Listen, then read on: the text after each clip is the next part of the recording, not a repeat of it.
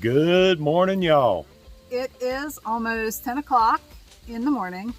We just drove all the way up here to Pennsylvania, back to Whiskey Springs Road, where he got off a little over a week ago now. And he's gonna keep on hiking south. So we did a 3-hour drive back up here. Yep. And you have about 15 miles that you're planning on, a little over 15 miles. I think it's 15.7. Yeah, so gonna kind of ease back into it. But how's your leg doing? It's about 80% better.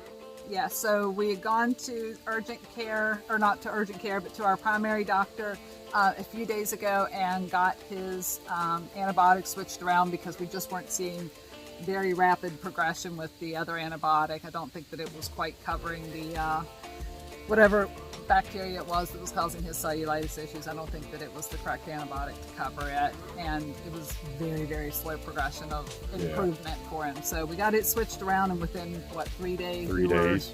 You were feeling a lot better. So we're back out here and ready to finish the other half of the trail now. Let's get to trekking.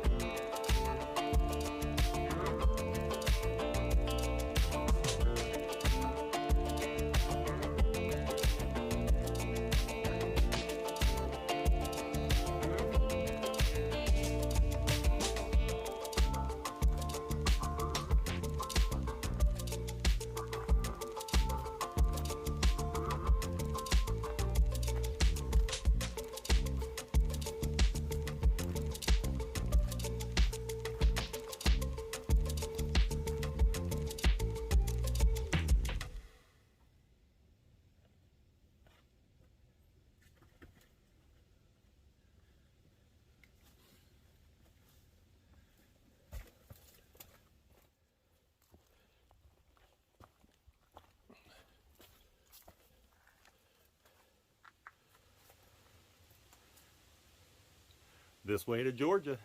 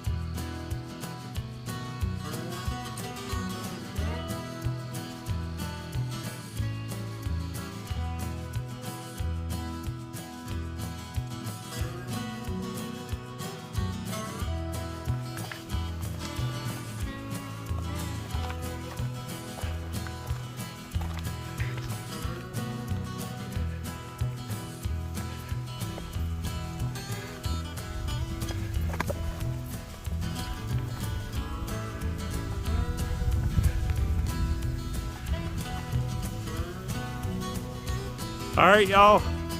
I took this quarter-mile blue blaze to get to this overlook. It's called Pole Steeple.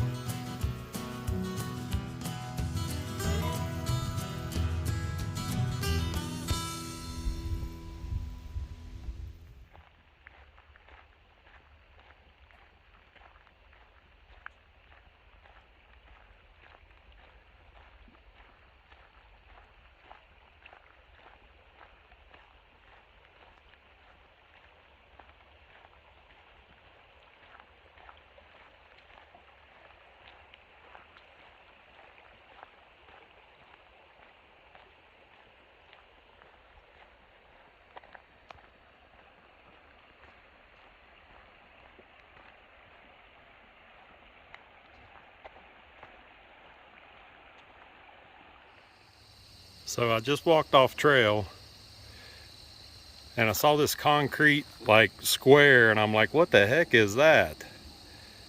And I walk up here and read the sign and it's a old Girl Scout swimming pool built in 1934 in Pine Grove Furnace State Park. Very interesting.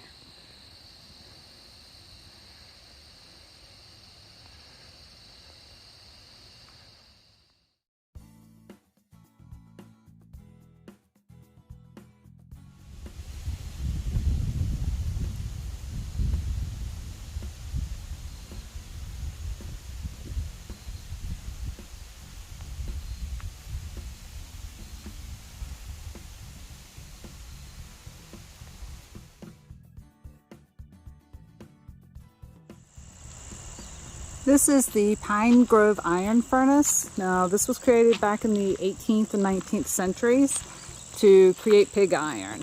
And they would load this furnace with iron ore, charcoal, and limestone, heat it incredibly hot, up to I think about 4,000 degrees. And the iron ore and the slag would liquefy and run down into this bottom into troughs that they call pigs. And they would scrape off the slag, which is useless, although quite pretty. It was useless. And then the iron would cool into the troughs called pigs, and then they would be able to use that iron to create whatever supplies that they needed. This particular furnace has been refurbished multiple times, which is why it's in such good condition. Most recently, I think 2014 was when it was last refurbished. It's definitely not common to see one in this great a shape.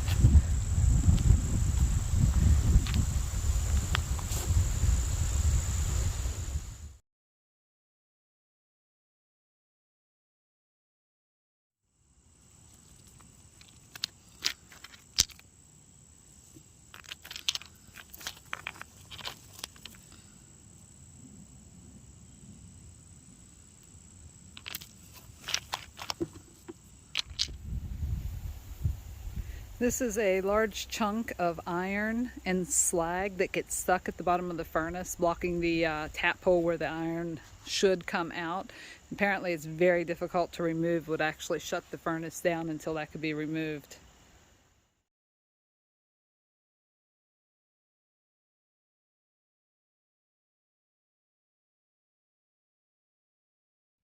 Hey guys, this is the Pine Grove Furnace General Store. This is the home of the half-gallon challenge on the Appalachian Trail, and unfortunately Miss Hap is not going to get to participate today. After Labor Day, they stopped opening on weekdays, so they're only open Friday, Saturday, and Sunday now.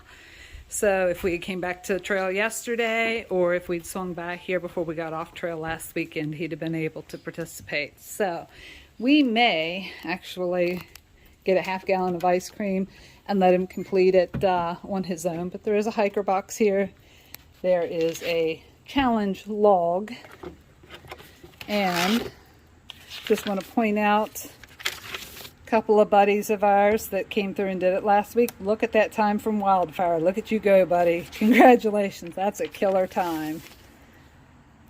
Old Bay and Shell Shock.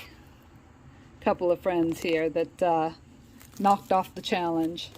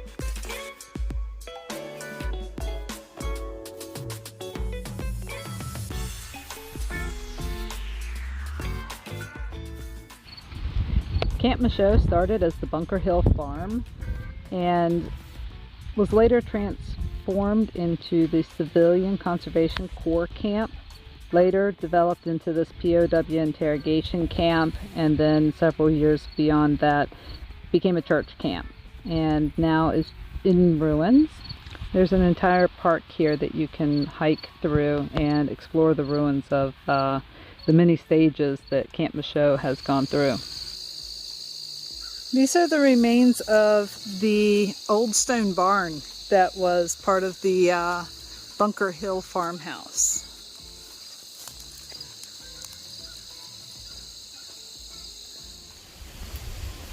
All right, y'all, 15.7 more miles done. I can see the truck. There's Amethyst. Hi guys. Hey, honey. Hi, honey. Good job. Done. Good evening, y'all. It is just a little after 5 p.m. We are currently at a place called Camp Michaud, or Michau, I'm not sure how they pronounce it exactly, which is a historic site, and I'll have showed you some of the video from it as well. I got to walk through a little bit of it this evening, and I'm going to do some more tomorrow morning because it's really pretty interesting. But back on the AT, baby. That's right. So we've got him back to trekking finally. And, you know, as I already mentioned in the last video that we put out, I will not be returning to the AT this year, unfortunately. The injury to my foot is not something that I can continue hiking on without causing more permanent and significant damage. And I mean, even what I've already walked, you know, in the last a week ago, I mean, I'm still hobbling around from it. So yep. It is what it is. I mean, it happens. Yep. Chalk me up to the other 75% that couldn't do it. So it stinks for me. But Yeah. I'll get this healed up and get out there and start doing some sections. So it's my only option. How did your hike go today? Beautiful. I did 15.7 miles. Can't remember the name of the lookout that I went out to. Anyways, it was beautiful. I'll pop it in here. Other than that, yeah, there was a lot of rocks, but that we're in Pennsylvania still, so we're going to have lots of rocks. But there was some really nice trail also. And the Pine Grove Furnace State Park, that's where I spent most of the day today. So after I dropped him off, that's where I went, and I spent most of the day there. Went and visited the furnace, just kind of lightly walked around and then rested, lightly walked around and then rested. Visited the hostel that's there as well. And I'm just really impressed by that whole park period and how hiker friendly and supportive they are. So it is after Labor Day now, and they're closed. Like the general store where you do the half-gallon challenge to eat a half-gallon of ice cream. That's not open except for on Friday, Saturday, Sundays on the weekends, and same goes with the AT Museum. So that was disappointing that we didn't get to go into either of those, but you know, we're kind of at the end of the season. I went into the hostel, and the lady working there was so awesome. She let me walk around the hostel, and it's like an built in the 1800s, really, really old building. It's actually the furnace, like the guy who ran the furnace, furnace master, there we go, the Iron Master's mansion. So it's a really old building, and that was kind of incredible to be able to walk through. And then she had like a bunch of leftover food from this big like 50K race. It was a 15 and a 50K race that was held yesterday, and a bunch of leftover food and everything from it. And she's like, here, take it. I've got to get rid of it. It's just going to go bad. And you know, we don't even have anybody staying the night tonight. So got some free grub from her. And yeah, I mean, there's water fountains everywhere. Yeah, and, all throughout the park. There's water spigots and bathrooms. And I think they'll even let you get a shower. Yeah, and places for you to plug in and recharge. I mean, really, really supportive of the hikers here or there. And beyond that, mishap count. Mishap count for the day is 0. And we also have to rewind back to the last week. And our mishap count for the past week was 0. So we're really on a roll. So we've got that under wraps now. And anything else to add for the day? No, I don't think so. All right, let's go make some dinner because you haven't eaten yet. Right. Like always, hit that subscribe button, give us that thumbs up, turn on those notifications, leave a comment below. We'll see you in the morning. Good night. Good night.